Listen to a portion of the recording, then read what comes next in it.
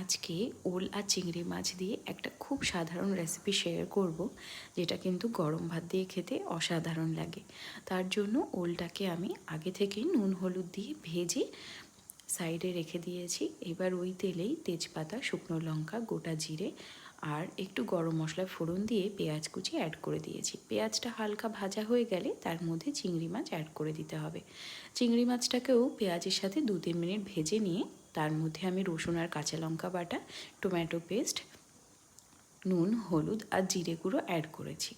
আবারও সব কিছু ভালো করে 2-3 মিনিটের জন্য কষিয়ে নিয়ে আগে থেকে ভেজে রাখা ওল অ্যাড করে দিয়েছি।